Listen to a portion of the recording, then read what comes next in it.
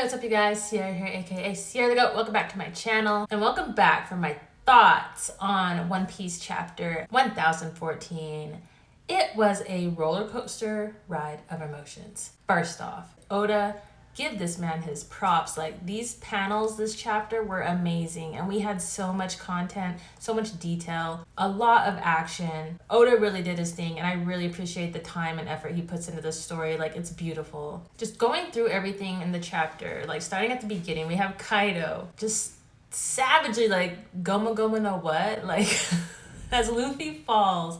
And one of my theories on this, because things have been seemingly going so wrong right now, I'm wondering if this is it. Like, we are seeing Luffy potentially die, but we have Law. Law does have that ultimate move or whatever, that thing where he can make someone come back to life. So I really wonder if that's going to come into play.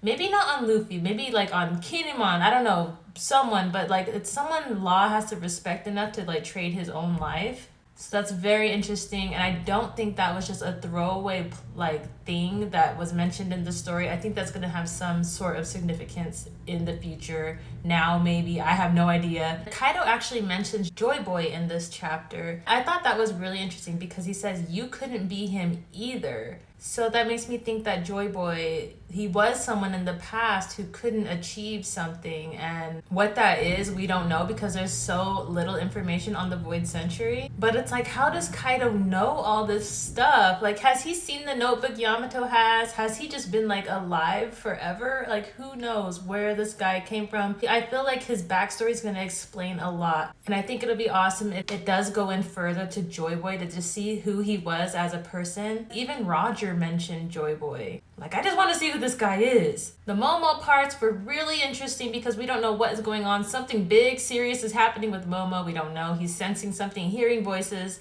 Whose voices? I don't know. I had a comment in my live reaction saying that the Grand Fleet might show up to help. I really like that. I really do hope they show up at one point in this freaking crazy war. But Momo has officially like read the journal and he said himself, like, I cannot die, it seems.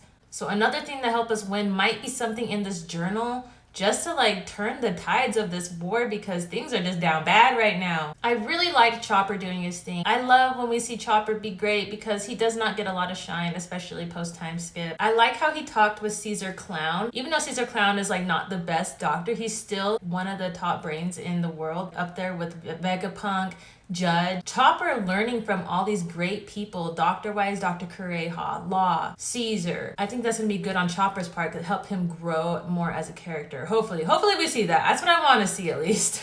But it was nice seeing him fight off both, well, not fight off, hold his own against Queen and Perospero. Wilston Monster Point. I don't know, I like seeing some Straw Hats shine that aren't the major big three that we always see. I like seeing other Straw Hats do their thing too. All the other Straw Hats in their fights seemingly are doing okay. None of them are off screen. They're all still fighting. So I feel we will get to see those battles at least a little bit in the future, which is good. I don't think Oda's gonna completely off screen those battles. And because it's Oda, he likes to take us for an emotional roller coaster ride. Freaking Kanjuro, I don't know how this man has survived. He's like died 3 times. He just won't die. And every time he comes back, he is just more evil. Like, this was so wrong. Momonosuke's sitting there freaking out. Kanjuro comes, disguised as Oden again. Reading it, because we know. And then like seeing Shinobu's reaction, Momo's reaction. Because in their mind, at least Momo's mind, it hasn't been that long for them. Like, they time jump. Momo, Kinemon, Kiku, they just barely saw Oden die maybe like a month ago. It has not been that long. So I really feel for them. Like, that's terrible to see. With Kiku, I so wanted her to be great. She couldn't do it. She really tried. She remembered Ashura Doji. Then she just remembered Oden, her brother, how long they were with him, and then bam, she got stabbed right in the belly. It sucks because I did want to see Kiku be great. She's one of the 9 red scabbards. She's a samurai. Earlier it was mentioned she does have the heart of a woman or something like that. So, you know, like I know me. If there was like somebody that I loved in front of me, okay, I know that it's not them, but they have their face. I don't know if I could freaking stab them or slice them up. It's a hard decision. I'm disappointed as the fact that I wish she would have did it, but I understand that she didn't because it is a fresh wound for her. Like, it's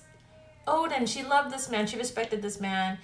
It's just like one of those emotional things. People are gonna feel different ways about it. I loved it though. It was just totally sad. Kinemon, you know, he had his moment, and I'm glad he's the one to finish Kanjuro, because like Kanjuro said, that was his best friend. Even though he was pretending this whole time, him and Kinemon like had a different type of bond, I feel, because they were together for so long and separated for so long. Kinemon went through all that just to get Kanjuro out of Dressrosa. Like it was a mess. Kanjuro to me is like that spandom type character, you know? Like it's like you just really truly hate this guy. He is so evil.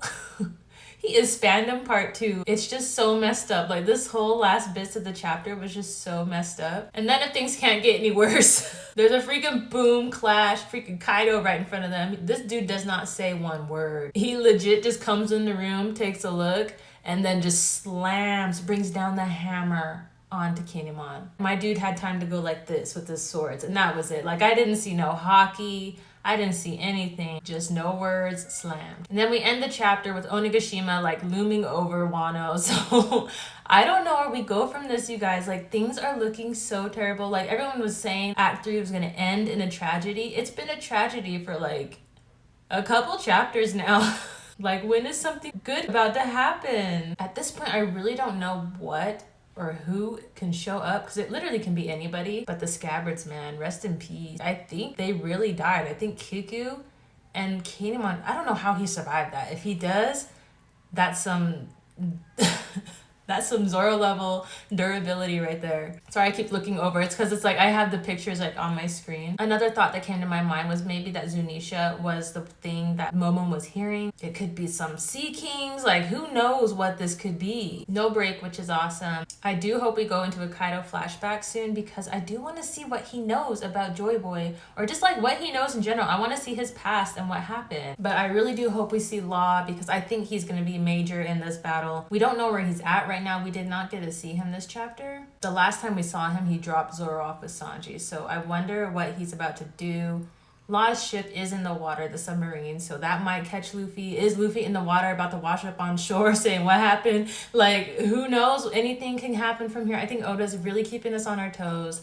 I love this. I've loved these series of chapters because all expectations that I feel anybody had were just wiped clean, because no one was expecting this. And I just think it's great. I love it. So I think I've said all I wanted to say. I didn't write a script to this. I'm just kind of like talking to the camera, hoping I get all my thoughts out. I think Kaido is a really good villain. He's really just a major threat, like the biggest threat we've had so far to everybody. But I always remember what freaking Hawkins said. No matter what, there's always that 1% chance that Luffy is always alive. There's got to be that 1% chance they could win. It's just like freaking Endgame, you know, with Doctor Strange looked at like 4 million possible futures and they won one. Rest in peace, Scabbers. I'm excited to see where we go from here. I hope you guys liked the video. Let me know what you guys thought about everything down below, and I'll see you in the next video. Peace.